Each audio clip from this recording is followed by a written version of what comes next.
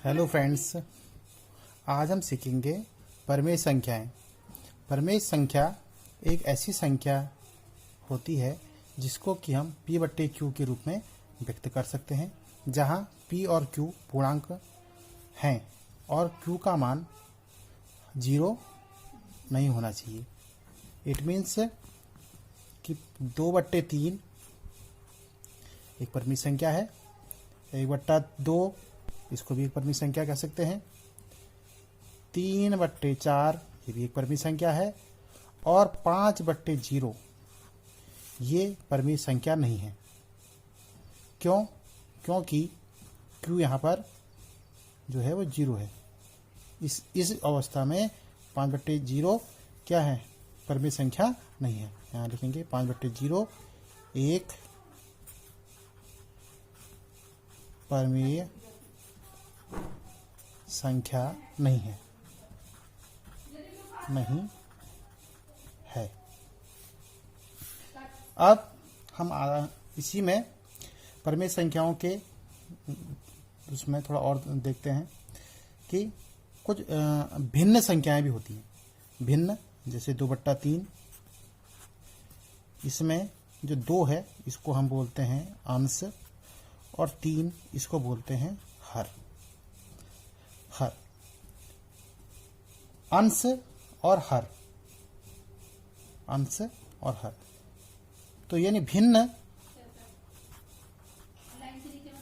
भिन्न भी हम कह सकते हैं कि एक परमेय संख्या है और पूर्णांक भी एक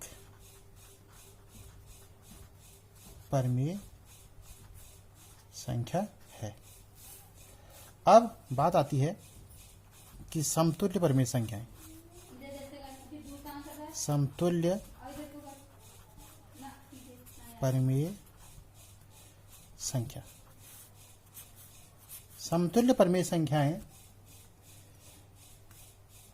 ऐसी परमेय संख्याएं होती हैं जिसमें हम अलग अलग अंशों और हरों का प्रयोग करते हुए एक ही परमेय संख्या को अलग अलग मानों में लिख सकते हैं। जैसे है 2/3 हमने लिया। अगर हम इसकी समतुल्य परमेय संख्या निकालना चाह रहे हैं, 2/3 के समतुल्य परमेय संख्या यदि हम निकालना चाह रहे हैं तो हम लिखेंगे 2/3, इसको हम 2 से गुणा कर सकते हैं, तो ये हो जाएगा 2 दूनी 4 और 3 दूनी 6। उसी प्रकार से 2/3 के समतुल्य अगर हम दूसरी परमेय संख्या निकालना चाह रहे हैं तो ऐसा निकालेंगे, 2/3 गुणा हम -5 भी कर सकते हैं, तो हो जाएगा -5 दूनी 10 और -3 पंजे 15। तो 4/6 और ऋण 10/15 2/3 के समतुल्य परमेय संख्याएं हैं। अब हम बात करते हैं परमेय संख्याओं के प्रकार के बारे में। तो परमेय संख्याएं जो होती हैं 2 प्रकार की होती हैं। एक होती है आपकी धनात्मक परमेय संख्या और दूसरी होती है ऋणात्मक परमेय संख्या। ऋणात्मक परमेय संख्या, धनात्मक परमेय संख्या में जैसे हम इसके उदाहरण ले सकते हैं। धनात्मक में जैसे 2/3, 4/7, 5/8 आदि, ये धनात्मक परमेय संख्याएं हैं। और ऋण 2/6, ऋण 5/7 और ऋण 4/9 ये आदि जो हैं ये हैं आपकी ऋणात्मक परमेय संख्या, ऋणात्मक परमेय संख्या। और ये है आपकी धनात्मक परमेय संख्या। अब बात आती है अब ये है, अब है अगला हमारा जो वो है संख्या रेखा पर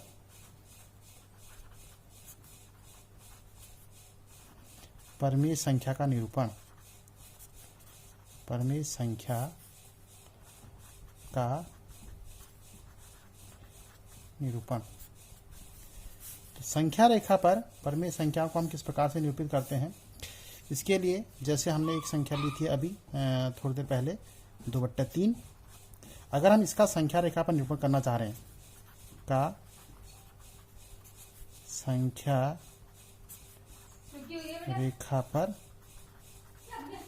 निरूपण, अगर हम ये निरूपण ज्ञात करना चाह रहे हैं तो हम इसको इस प्रकार से करेंगे। सबसे पहले एक संख्या रेखा बनाएंगे, जैसे कि हमने कक्षा 6 में बनाई। 6 में भी सीखा है, जिसमें 0 कहाँ होता है? सेंटर में, बीच में, और दाईं ओर जब जाते हैं तो दाईं ओर हमें धन संख्याएं मिलती हैं और बाईं ओर हमको क्या मिलती हैं? ऋण संख्याएं, जो कि धन 1, धन 2, धन 3, धन 4, धन 5, ऋण 1, ऋण 2, ऋण 3, ऋण 4 और ऋण 5।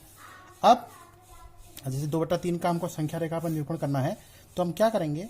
जितने भी ये नंबर दिखाई दे रहे हैं हमको संख्या रेखा पर, इन सब के हरों में हम क्या कर देंगे? 3 लगा देंगे। 3 3 3 3 3 3, इस प्रकार से हम देख रहे हैं कि हमने सबके नीचे से क्या लगा दिया? 3।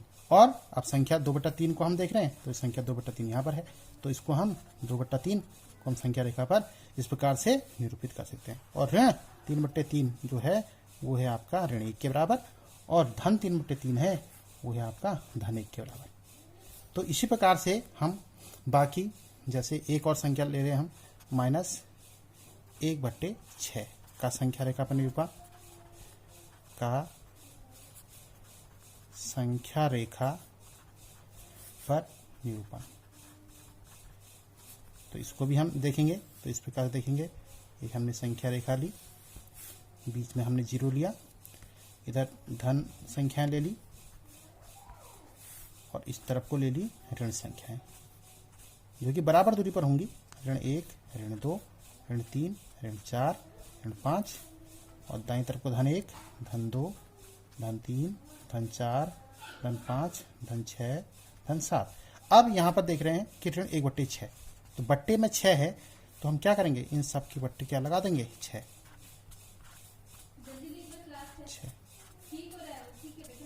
ऐसे करके सबकी बट्टी क्या लगा दिया? 6। तो ऋण 1/6, ये हम टी नोट कर रहे हैं, तो यह है ऋण 1/6। Thank you.